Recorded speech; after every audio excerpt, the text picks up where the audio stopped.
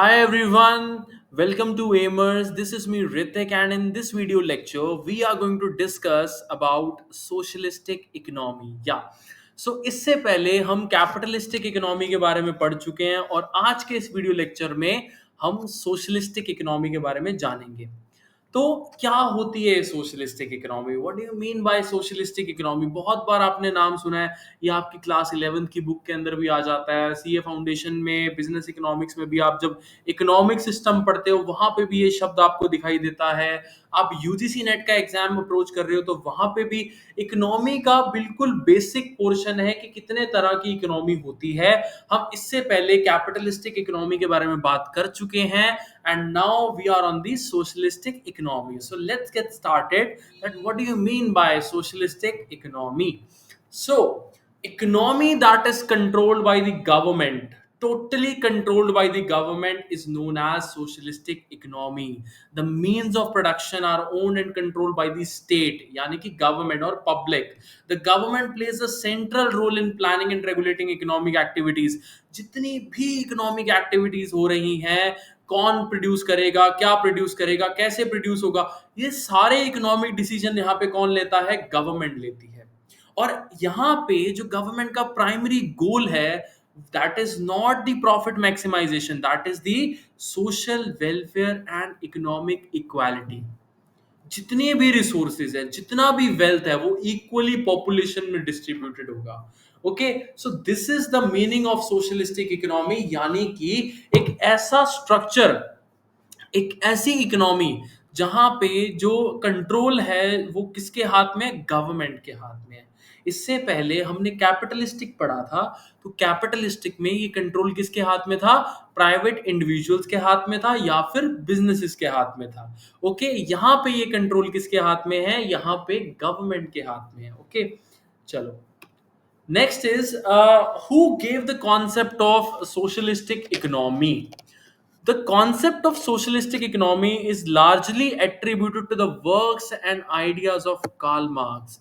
I personally prefer कि आप इनके बारे में ज़रूर पढ़ो, बिकॉज ये बहुत ही फेमस फिलोसोफर रहे। इनकी कुछ थ्योरीज थी, इनकी कुछ लाइक तुम कह सकते हो कि कुछ कॉन्सेप्ट थे, कुछ फिलोसफीज थी जो इन्होंने दी, जिसमें से सबसे जो पॉपुलर फिलोसफी थी that is the communism philosophy और सोशलिस्टिक फिलोसफी। एक ऐसा समाज बनाने की बात की गई जहां पे कोई क्लास ही नहीं है, क्लासलेस सोसाइटी बनाने की बात की गई। इकोनॉमी में रिसोर्सेज को इक्वली कैसे डिस्ट्रीब्यूट करना है, इसकी बात की गई। जो सोशलिस्टिक थॉट है ना, और जो कम्युनिस्टिक थॉट है, वो इन्होंने ही दिया था। He was the father of communism and he is the father of socialism, you can say that. German philosopher थे, इकोनॉमिस्ट थे और एक रिवोल्यूशनरी सोशलिस्ट थे। Marks seminal work Das Kapital, इनकी एक बुक आई थी 1867 में, जिसके अंदर इन्होंने कैपिटलिस्टिक सिस्टम को क्रिटिसाइज किया था और सोशलिस्टिक इकोनॉमी बनाने का विजन दिया था। इन्हीं के साथ इनके जो को ऑथर थे फ्रेडरिक एंगल्स, उनके साथ मिलके 1848 में इन्होंने अपना कम्युनिस्ट मैनिफेस्टो लिखा, जिसके अंदर वर्किंग क्लास को कहा गया कि आप कैपिटलिस्टिक सिस्टम की जगह सोशलिस्टिक सोसाइटी को एस्टैब्लिश करो, उठो जागो लड़ो। ये लड़ने की जो बात है ना, ये इन्होंने कही थी कि वर्किंग क्लास को आगे आना चाहिए, वर्किंग क्लास को प्रोटेस्ट करना चाहिए। बट कभी भी इन्होंने वॉयलेंस की बात नहीं की, लड़ लो मार दो, वो बात की बातें। इनकी जो फिलोसफीज थी वो हमेशा यही कहती थी कि अगर आप एक्सप्लॉइट हो रहे हो तो उसके अगेंस्ट आप आवाज उठाओ और एक ऐसे समाज बनाने की कोशिश करो जहां पे कोई भी डिवीजन नहीं होती, कोई भी क्लास नहीं होती। ठीक है, तो वो थे हमारे कार्ल मार्क्स, जिन्होंने ये सारी फिलोसफी अपनी दी। और ये जो आइडिया था सोशलिज्म का, ये भी इन्होंने ही दिया, सोशलिस्टिक सोसाइटी बनाने का। ओके, ये दो चीजें आपको याद रखनी है। दास कैपिटल कब लिखी गई, किसके द्वारा लिखी गई, और कम्युनिस्ट मैनिफेस्टो किसने लिखा, इसके को ऑथर कौन थे और इसके ऑथर कौन थे। 1848 में कम्युनिस्ट मैनिफेस्टो लिखा, 1867 में दास कैपिटल लिखा।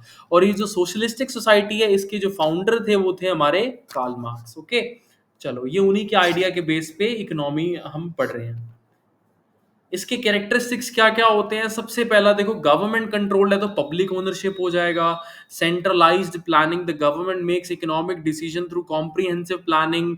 जो मेन ऑब्जेक्टिव है वो सोशल वेलफेयर का है। जो इनकम इनइक्वालिटी की बात है वो कम करने की बात की गई है कि एफर्ट्स लगाए जाएंगे ताकि हम रिच और पुअर के बीच का जो गैप है वो कम कर सकें, जो गैप है वो बिल्कुल ही कम कर सकें। Limited role of market forces की, सप्लाई और डिमांड का यूज नहीं किया जाएगा प्राइस को डिसाइड करने के लिए, बल्कि गवर्नमेंट डिसाइड करेगी कि प्राइसेस क्या होने चाहिए, किसका प्रोडक्शन होना चाहिए और कैसे प्रोडक्शन होना चाहिए, ये सारी चीजें। ठीक है, तो मार्केट फोर्सेस का रोल यहाँ पे क्या हो जाता है, बहुत ही लिमिटेड हो जाता है, बिल्कुल अपोजिट है कैपिटलिस्टिक इकोनॉमी का। चलो, अच्छी बातें about the socialistic economy, that is economic equality. ऐसा समाज जहाँ पे इकोनॉमिक इक्वालिटी होगी, रिसोर्सेज को इक्वली डिस्ट्रीब्यूट किया जाएगा, सोशल वेलफेयर, हेल्थ केयर पे काम होगा, एजुकेशन पे काम होगा, housing are provided by the state, सबको घर गवर्नमेंट देगी। देखो कितनी प्यारी प्यारी बातें हैं कि सबको जो है गवर्नमेंट प्रोवाइड कर रही है, बट ऐसा होता नहीं है ना। गवर्नमेंट आपको लूटती है, गवर्नमेंट कभी भी चीजें प्रोवाइड नहीं करती। जस्ट किडिंग, बट एक थ्योरी है, एक कॉन्सेप्ट है, एक तरह की इकोनॉमी है जिसे हम सोशलिस्टिक इकोनॉमी कहते हैं, कि ऐसी इकोनॉमी के अंदर ऐसा होता है। स्टेबिलिटी है, जो इकोनॉमिक फ्लक्चुएशंस है, इन्फ्लेशन डिफ्लेशन है, उसे गवर्नमेंट कंट्रोल करेगी, गवर्नमेंट प्लानिंग करेगी। पब्लिक ओनरशिप है कि जितना भी तुम ये कह सकते हो रिसोर्सेज है वो प्राइवेट एंटाइटल्स के पास नहीं जाएगा, प्राइवेट सेक्टर के कंट्रोल में नहीं रहेगा, वो गवर्नमेंट के कंट्रोल में रहेगा और गवर्नमेंट उसको इक्वली डिस्ट्रीब्यूट करेगी। अपने लॉन्ग टर्म गोल्स बनाएगी गवर्नमेंट और उस पर फोकस करेगी। ठीक है, without the pressure of short term profit motives, बल्कि शॉर्ट टर्म प्रॉफिट मोटिव्स को इतना ध्यान नहीं दिया जाएगा, बल्कि लॉन्ग टर्म डेवलपमेंट की तरफ ज्यादा ध्यान दिया जाएगा। बहुत अच्छी अच्छी बातें हैं। तुम सोच रहे होगे कि सर ये तो बहुत अच्छी इकोनॉमी है, सोशलिस्टिक इकोनॉमी तो मतलब बहुत ही ज्यादा अच्छी होती है। ऐसा नहीं होता। Every coin has two sides, जहाँ पे अच्छाइयाँ हैं वहां पे कुछ ना कुछ कमियां भी होती हैं। ठीक है, चलो अब कमियों देख लेते हैं अपने। सबसे पहला, ब्यूरोक्रेसी एंड इनएफिशिएंसी। सरकारी काम तो हमेशा देखो ढीले ही होते हैं, तो ब्यूरोक्रेसी यहाँ पे जो है इनएफिशिएंटली काम करती है। इंसेंटिव नहीं है, यानी कि without the profit motive there may be less incentive for innovation and productivity, कि कोई इनोवेट नहीं करेगा, प्रोडक्टिविटी नहीं है, गवर्नमेंट ही सब कुछ डिसाइड कर रही है, कोई अपना दिमाग नहीं यूज कर सकता, कोई नई चीजें इन्वेंट नहीं कर सकता, प्रोडक्टिविटी पे ध्यान नहीं दिया जा सकता, कंज्यूमर चॉइसेस बहुत लिमिटेड हो जाएंगी अगर गवर्नमेंट ही डिसाइड करेगी तो। अच्छा एक बात बताओ, गवर्नमेंट किन गुड्स को ज्यादा प्रेफर करेगी प्रोड्यूस करने के लिए? That is the public goods, वो गुड्स जो सबको चाहिए, अमीर को भी चाहिए, गरीब को भी चाहिए। लेकिन जो कैपिटलिस्टिक इकोनॉमी है ना, वहां पे क्या हो रहा था, वहां पे उन गुड्स को प्रोड्यूस किया जाएगा जिसको जो अमीरों की डिमांड है, जो डिमांड में ज्यादा है, यानी कि जिसके पास पैसा है वो उसकी डिमांड कर रहा है और वो ज्यादा है, तो उन्हीं गुड्स को प्रोड्यूस किया जाएगा अपने प्रॉफिट कमाने के लिए। ये नहीं देखा जाएगा कि एक वो सेक्शन भी है जो कुछ डिमांड नहीं कर पा रहा क्योंकि उनके पास पैसा ही नहीं है। ठीक है, तो उनका कौन ध्यान रखेगा? उनका गवर्नमेंट ध्यान रखती है। तो इस तरह की इकोनॉमी में गवर्नमेंट ही सारा कुछ कंट्रोल करेगी। इकोनॉमिक स्टेग्नेशन, देखो अगर कंपटीशन नहीं होगा, इनोवेशन नहीं होगा, तो उससे हमारी इकोनॉमी ग्रो कैसे करेगी? हमारी इकोनॉमी ग्रो नहीं कर पाएगी, हमारी इकोनॉमी में वेल्थ जनरेट नहीं होगा, तो इकोनॉमिक स्टेग्नेशन आ जाएगा, यानी कि हमारी इकोनॉमी में ग्रोथ नहीं दिखाई देगी।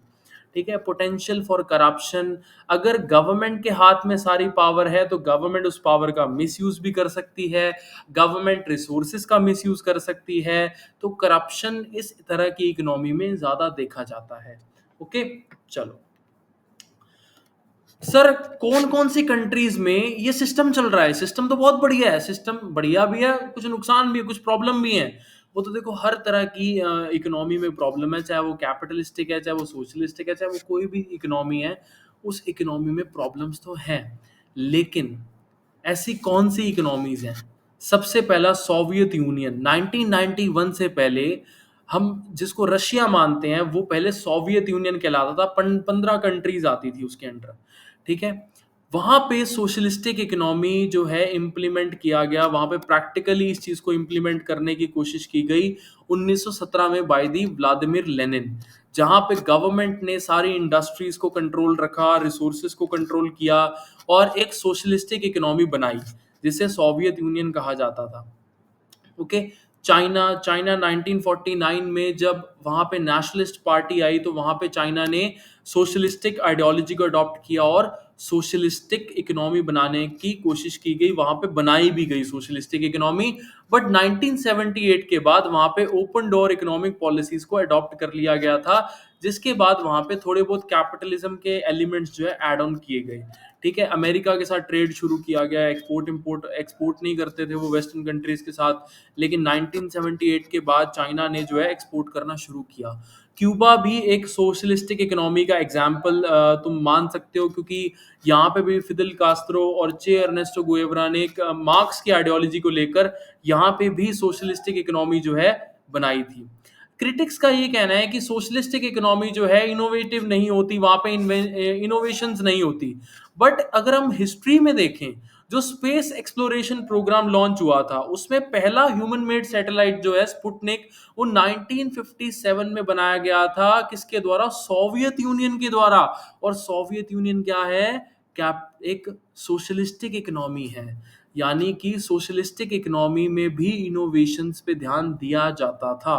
ऐसा ज़रूरी नहीं है कि सोशलिस्टिक इकोनॉमी में इनोवेशंस नहीं थी, इनोवेशन थी लेकिन उस लेवल की नहीं थी, उस टेक्नोलॉजी नहीं थी वो हमारे पास सोशलिस्टिक इकोनॉमी के अंदर जो कैपिटलिस्टिक कंट्रीज के पास होती हैं। अगर तुम थोड़ा सा हिस्टोरिकल बैकग्राउंड पढ़ोगे about the USA and Soviet union USSR, इनके बीच जो कोल्ड वॉर चलता था उसमें तुम्हें देखोगे रिसोर्सेज जो वेपन्स थे दोनों के पास थे, बट एडवांस वेपन्स यूएसए के पास थे और एडवांस वेपन्स सोवियत यूनियन के पास नहीं थे इतने ज्यादा। ठीक है, टेक्नोलॉजिकल एडवांसमेंट जो है यूएसए में, वेस्टर्न कंट्रीज में ज्यादा था रेदर देन सोवियत यूनियन।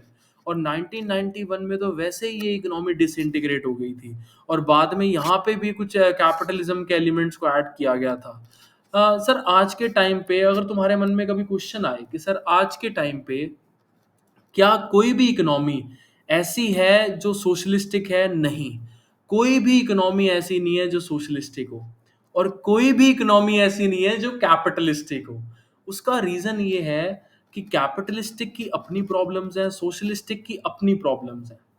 और गवर्नमेंट का इंटरफेरेंस, अगर मैं कैपिटलिस्टिक इकोनॉमी के पॉइंट ऑफ व्यू से बात करूं, तो गवर्नमेंट का इंटरफेरेंस कहीं ना कहीं रिक्वायर पड़ता है। और अगर मैं सोशलिस्टिक इकोनॉमी के पॉइंट ऑफ व्यू से बात करूं, तो सोशलिस्टिक इकोनॉमी में कहीं ना कहीं प्राइवेट सेक्टर को स्पेस देना चाहिए ग्रो करने के लिए।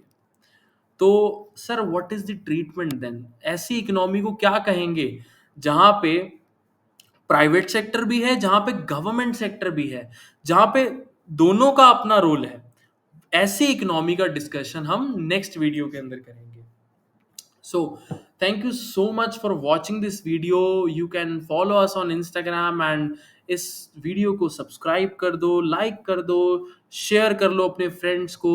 जो लोग पढ़ना चाहते हैं, जो लोग अच्छी से अच्छी नॉलेज लेना चाहते हैं, अपने कॉन्सेप्ट को क्रिस्टल क्लियर रखना चाहते हैं, तुम मुझे कॉन्टैक्ट कर सकते हो। I am always available for my students. Thank you so much.